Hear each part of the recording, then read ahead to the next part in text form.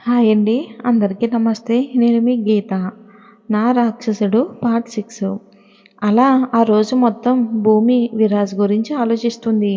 ఎలా ఇంటికి వెళ్ళిందో కూడా తెలీదు. వాళ్ళమ్మ పిలుస్తున్నా కూడా వినిపించుకోకుండా తన గదికి వెళ్ళి స్నానం చేసి కిందకి వచ్చింది. మాలతి, ఏంటే నేను పిలుస్తున్నా కూడా అలానే వెళ్ళిపోతున్నావు? కొంచెం తలనొప్పిగా ఉందమ్మా, అందుకే స్నానం చేసి వచ్చాను. సరే ఆగు, టీ తీసుకొస్తా అని వెళ్ళి టీ తీసుకొచ్చి వచ్చింది. భూమి అది తాగుతూ అమ్మా, నీ తర్వాతే టీ కాఫీ పెట్టడంలో ఎవరైనా. నువ్వు కూడా నేర్చుకో. రేపు నీకు పెళ్ళైన తర్వాత నీ మొగుడికి కాఫీ అడిగితే చెయ్యొచ్చుగా. భూమి, అమ్మా, నేను కాఫీ టీ తాగని వాడినే పెళ్లి చేసుకుంటాను. అంతేకాని నేర్చుకోనంటావు అంటావు. ఇంతలో రఘు ఆఫీస్ నుండి వచ్చి వారి మాటలు విని, నా కూతురికి రాజాలాంటి సంబంధం తెచ్చి పెళ్లి చేస్తాను అని అంటాడు. అబ్బా, వచ్చేసారా? ఇంకా రాలేదేంటని చూస్తున్నాను. కూతుర్ని ఒక్క మాట అంటే చాలు, క్షణంలో ప్రత్యక్షమైపోతారు. మీ కూతుర్ని వంట నేర్చుకో, రేపు పెళ్ళైన తర్వాత మొగుడికి వండి పెట్టడానికి అంటున్నా.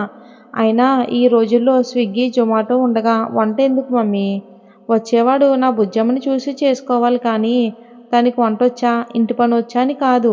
భూమి, అది మా నానంటే చూసావా అని వాళ్ళ డాడీని కౌగిలించుకుంటుంది. ఆగు బుజ్జమ్మ, నేను ఫ్రెష్ అయ్యి వస్తాను అని తన గదికి వెళ్ళాడు రఘు. మాలతి తన్ని కోపంగా చూస్తూ, మొగుడొస్తే అప్పుడు అర్థమవుతుంది నీకు అని కిచెన్లోకి వెళ్ళింది. పాపం తను మామూలుగా అన్నా తన కూతురు పెళ్లి తర్వాత ఎన్ని ఇబ్బందులు ఎదుర్కొంటుందో తెలీదు. భూమి ఉదయం మొత్తం జరిగింది మర్చిపోయి తన అమ్మా నాన్నతో హ్యాపీగా గడిపేసింది. విరాజ్ కూడా భూమిని ముద్దు పెట్టుకున్నప్పటి నుంచి కూడా అనుక్షణం భూమియే తన కళ్ళ ముందు ఉన్నట్లు అనిపిస్తుంది. రాజ్ మనసులో, భూమి, నన్ను చంపేస్తున్నావే. ఒక్క ముద్దుతో నీ వైపు లాగేసుకున్నావు కదా. ఇప్పుడే ఇలా ఉంటే నీ చదువు పూర్తయ్యే వరకు నన్ను నేను కంట్రోల్ చేసుకోవాలి అంటే కష్టం. నిన్ను ప్రేమించినవాడు కూడా ఇలా ముద్దు పెట్టుకున్నాడా? లేదు. ఆ ఆలోచన కూడా కష్టంగా ఉంది నాకు. నువ్వు కేవలం నా దానివి భూమి, నాకు మాత్రమే. నన్ను కాదు అని నువ్వెక్కడికి వెళ్ళలేవు. నీ చదువు కంప్లీట్ కావాలి అని వెయిట్ చేస్తున్నాను. రేపటి నుండి అనుక్షణం నువ్వు నా గురించి మాత్రమే ఆలోచించాలి. నా కళ్ళ ముందు ఎలా నువ్వు కనిపిస్తున్నావో నేను కూడా నీ కళ్ళ ముందు అలానే కనిపించాలి.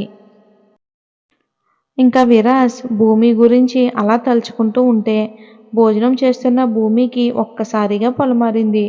మాలతి, కొంచెం నెమ్మదిగా తిను, ఎందుకు తొందర? నన్నెవరో బాగా తలుచుకుంటున్నారు మమ్మీ. మీ నాన్న ఇక్కడే ఉండగా నిన్నెవరు తలుచుకుంటారు? రఘు, ఇంకెవరు? నా కాబోయే అల్లుడు. అంతేనా భూమి అని చిన్నగా నవ్వారు. నానా, వాడి గురించి మాట్లాడకండి.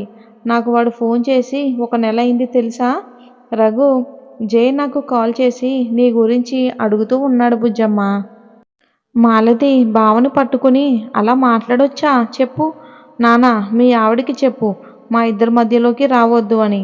మాలతి భూమి తల మీద మొట్టికాయ వేసి, నీకు బాగా బలిసిందే, మీ నాన్న గారాబం ఎక్కువైంది నీకు.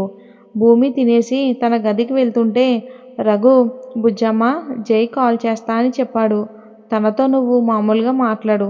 తన పనిలో బిజీగా ఉండి కాల్ చేయలేదు. నువ్విప్పుడు తనతో కోపంగా మాట్లాడ్డావు అంటే తన పని తొందరగా పూర్తి కాదు. జై నీ గురించే ఆలోచిస్తూ ఉంటాడు. తన్ని నువ్వు బాధ పెట్టేలా మాట్లాడకు. భూమి అలాగే అని తల ఊపి తన గదికి వెళ్ళింది. తన గదిలో బాల్కనీలో ఉన్న పూల మొక్కలను చూస్తూ ఉంది. తనకు ఇష్టమైన పూల మొక్కలను చాలా ఇష్టంగా పెంచుకుంటుంది భూమి. అలాగా ఉయ్యాలలో కూర్చుని జై గురించి ఆలోచిస్తూ ఉంటుంది. ఇంకా ఎన్ని రోజులు నీ కోసం చూడాలి జై? నీకొక్కసారి కూడా నాతో మాట్లాడాలి అనిపించలేదా అని బాధపడుతుంది. జై మాలతి అన్నయ్య కొడుకు. భూమి కన్నా 5 ఏళ్ల పెద్దవాడు. భూమి పుట్టినప్పటి నుండి జైకి పెళ్ళం పుట్టింది అని ఇంట్లో పెద్దవాళ్ళు అనడంతో అది వింటూ పెరిగిన జైకి భూమి మీద మెల్లగా ఇష్టం మొదలయ్యింది. ఆ ఇష్టం పెరుగుతూ ప్రేమగా కూడా మారింది. జై భూమిలిద్దరూ హైదరాబాద్లోనే ఉంటున్నారు. అయినా వేరు వేరు చోట ఉంటూ అప్పుడప్పుడు ఇద్దరు కుటుంబాలు కలిసి పిక్నిక్లకు వెళ్ళేవారు. అలా ఒకరోజు అందరూ కలిసి అరకు వెళ్ళారు. పెద్దవారు వారి మాటల్లో ఉంటే భూమి అలా చూస్తూ ముందుకు వెళ్తుంది. తన వెనకే జై కూడా వెళ్ళాడు. తన వెనకే జై రావడం భూమి చూడలేదు. అలా ఒక లోయ దగ్గరికి వెళ్ళి అలా చూస్తూ ముందుకు వెళ్తుంది. చుట్టూ ఉన్న వాతావరణాన్ని ఆస్వాదిస్తూ ఉంది. తను ఎంత ఎంజాయ్ చేస్తుంది అని తన మొహంలో కనిపిస్తుంది. ఇదే మంచి సమయం అని తన మనసులో ఉన్న మాట చెప్పడానికి తన వెనుకే నిల్చుని భూమి అని పిలిచాడు. ముందుకు తిరుగుతున్న భూమిని, ఆగు, ముందుకు తిరక్కు, నేను చెప్పేది విన్న తర్వాత ముందుకు తిరిగి నీ నిర్ణయం చెప్పు అని చెప్పగానే, భూమి, నువ్వు పుట్టినప్పటి నుంచి కూడా నువ్వంటే నాకు చాలా ఇష్టం. ఆ ఇష్టం పెరిగి ప్రేమగా మారింది. ఈ విషయం చెప్పాలని చాలాసార్లు ట్రై చేశాను, కానీ నీ చదువుకి ఇబ్బంది అవుతుందని చెప్పలేదు. ఇంకో 2 సంవత్సరాల్లో నీ చదువు పూర్తవుతుంది. అందుకే చెప్తున్నా. నేను నిన్ను ప్రేమిస్తున్నాను భూమి.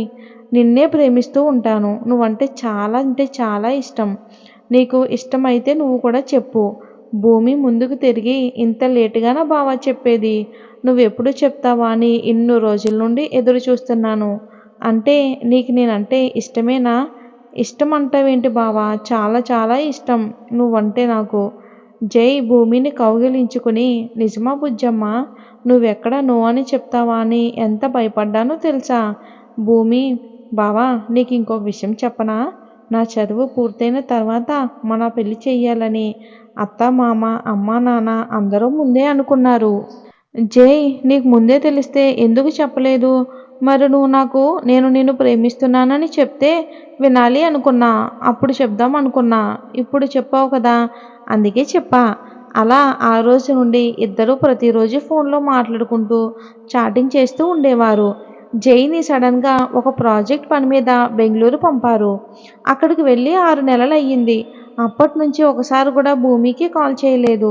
తన నాన్నకి కాల్ చేసి భూమి గురించి తెలుసుకునేవాడు. అలా భూమి జై గురించి ఆలోచిస్తూ ఉంటే సడన్గా తనకి కాల్ రావడంతో ఉలిక్కిపడి, కొత్త నెంబర్ నుండి కాల్ వస్తుంది, ఎవరు అని. ఇంకెవరు, జై అయి ఉంటాడు అని కాల్ లిఫ్ట్ చేసి, బావా, ఐ లవ్ యూ, ఉమ్మా ఉమ్మా అని ముద్దు పెట్టి, ఇన్ని రోజులైంది నువ్వు నాతో మాట్లాడాలి అనిపించలేదా అని కోపంగా అడిగింది ఫోన్లో. స్వీటీ, ఉదయం ముద్దుకే నాకు నిద్ర పట్టగా నీతో మాట్లాడాలని కాల్ చేశా. నువ్వు ముద్దు పెట్టి ఇప్పుడు వచ్చే నిద్ర కూడా చెడగొట్టావు. భూమి, ఎవరు నువ్వు అని తడబడుతూ అంది. నేనెవరో తెలియకుండానే ముద్దు పెట్టావా? నేను మా బావా అని ముద్దు పెట్టాను. రాజ్ కోపంగా, మరి చెప్పు, ఎవరికి ముద్దు పెట్టావు అని బేస్ వాయిస్తో కోపంగా అడిగాడు. తన మాటల్లో కరుకుతనానికి భయపడిన భూమి వెంటనే ఫోన్ కట్ చేసింది. వెంటనే రూమ్లోకి వెళ్ళి వాటర్ బాటిల్ ఖాళీ చేసేసింది. ఫోన్లో ఎవరి అని కూడా తెలియకుండా ముద్దు పెట్టేశావు, బుద్ధి లేదా నీకు అని తనని తానే తిట్టుకుంది. భూమి అలా ఫోన్ కట్ చేయగానే కోపంగా, స్వీటీ, నువ్వు నన్ను బాగా డిస్టర్బ్ చేస్తున్నావు అని మళ్ళీ కాల్ చేశాడు. భూమి కాల్ లిఫ్ట్ చేయలేదు. మళ్ళీ చేస్తూనే ఉన్నాడు. కాల్ లిఫ్ట్ చేయలేదు. తన ఫోన్కి ఒక మెసేజ్ వచ్చింది. నువ్వు ఇప్పుడు నా ఫోన్ లిఫ్ట్ చేయలేదు అంటే నేను మీ ఇంటికి వస్తాను అని. అయినా సరే భూమి ఫోన్ లిఫ్ట్ చేయలేదు. కాసేపటికి ఫోన్ స్విచ్ ఆఫ్ చేసి పడుకుంది. అసలు విరాజ్ ఎందుకు ఇలా చేస్తున్నాడో వచ్చే భాగంలో తెలుసుకుందాం. స్టోరీ నచ్చితే లైక్ చేసి మన ఛానల్ని సబ్స్క్రైబ్ చేసుకోండి. Thanks for watching.